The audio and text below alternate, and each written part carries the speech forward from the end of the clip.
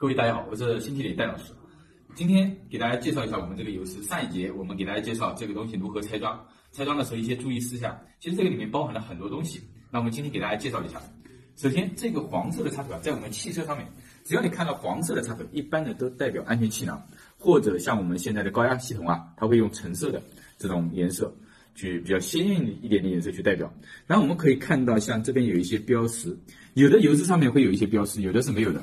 它告诉我们转到底的话 ，FULL 就是满，转满的话是3.2圈这个样子。如果说你不小心给它弄得不知道哪边对中的，你可以这样转到底，转到底了之后，然后它这样就可以这样回嘛，回个1圈半到2圈就可以了，这个样子就可以往上装。它的目的啊，其实里面我们拆下来给大家看一下，其实里面就是一个螺旋线盘，相当于我们以前那个，比如说我们的笔记本。它那个屏幕打开和关闭，那个里面有一组排线，类似于这种。我们把它撬开来看一下，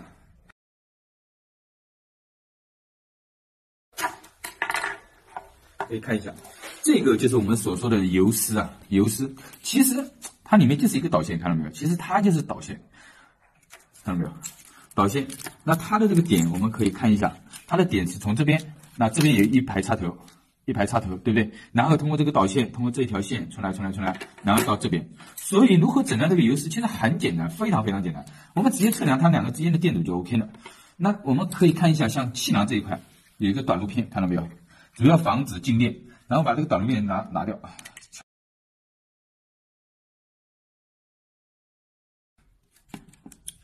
这个就是短路片，看到没有？它把两个针脚啊，然后直接短接起来。这样就不会因为静电啊，可能会引起一个误报这个样子。OK， 那撬掉了之后，这个是我们的这个气囊上面的针脚，我们把这个也切下来，测量一下，给大家看一下。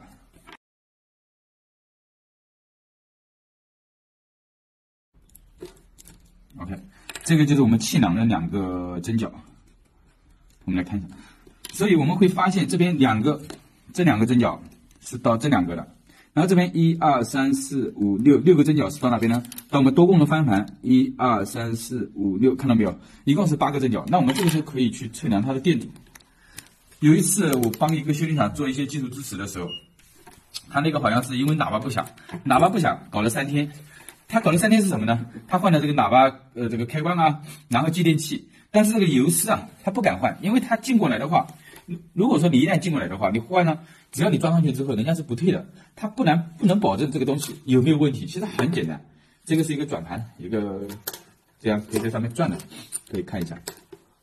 所以当初我就教他，你可以用万用表这个电阻档测一下就行了，其实很简单，非常简单。OK， 那我们首先测量第一个，我们插到它后面。OK， 我们测量第一个，测量之前一定要先校个表。OK， 没问题。这个不通，第2个看到没有？通了，它的电阻1.几欧姆，说明它里面其实就是一个导线，所以正常的。然后会不会和别的短路？我们测一下，看到没有？都不同。OK， 那我们再测量第2个，不通，看到没有？通了，那电阻也是正常的。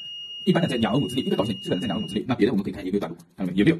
那气囊的话，这个里面不光是气囊，还有一个多功能方向盘，就这个里面的针脚。那我们可以测量一下第1号针脚。看到没有？不通，看到没有？第1个通了 ，OK， 我们放第2个，看到没有？也是通的，和别的就不相同。第3个，看到没有？然后最后一个，看到没有？游丝其实比较简单，它就是这一个排线，就是这一根排线。那为什么我们要注意呢？就是如果说你不注意的话，它在里面旋转。比如说，我把这个稍微靠起来。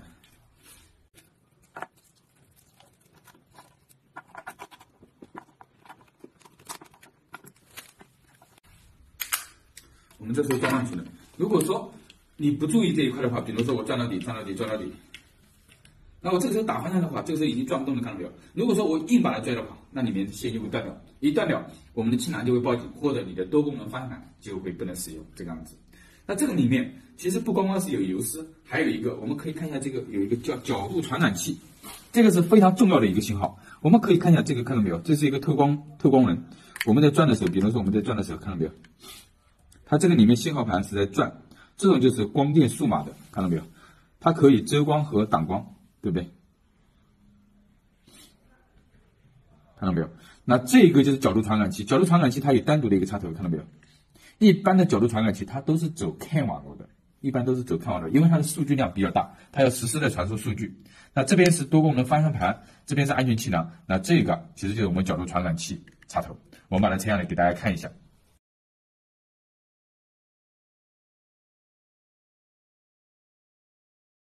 OK， 我们可以来给大家看一下。然后这个就是白的，这个是一个环，这个白的就是一个信号盘，我们把它敲下来给大家看一下。下面的电路板啊，就是我们角度传感器的一个电路板。这边看到没有？这个像我们的镜子，反光镜。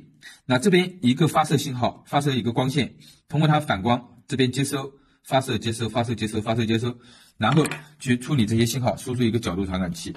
我们这个上面的反光镜啊，就卡在这个上面，看到没有？就直接卡在这个上面。那这个时候，一个发射光，一个反射，一个发射，一个反射，对不对？它这样为什么要搞4个？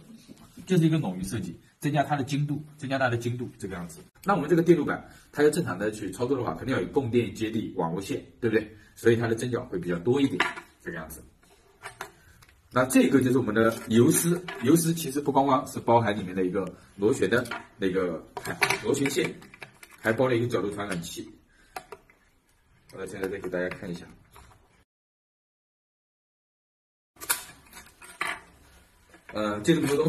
就这么多东西，可以看一下。这个线的这个诊断给大家介绍了，可以用腕表的电阻档。那关于这个角度传感器的诊断啊，其实更多的是去看数据流，而已，这个样子。然后大家看一下有没有什么问题。昨天有个网友问，他那个定速巡航开关键可以用，但是加减号不好用。如果说你的开关键能正常使用，你的加减的话不能使用的话 ，OK， 那我们这个比如说我们定速巡航这边的线，它肯定是走令线的，一般都是走令线的。那我定速巡航的开关是可以用的，那这个信号走令线的信号肯定是对的，但是你的加减键不能用的话，你应该重点检查你的开关的可能性会比较大，这个样子。还有吗 ？OK， 没有了。那这一节啊，关于这个角度传感器和我们的游丝这个理论性的东西，包括它的检测方法，其实我们今天已经讲得非常详细了。然后，如果说我的视频对大家有帮助的话，请帮我点赞转发，下一期我们更精彩。点个关注再走呗。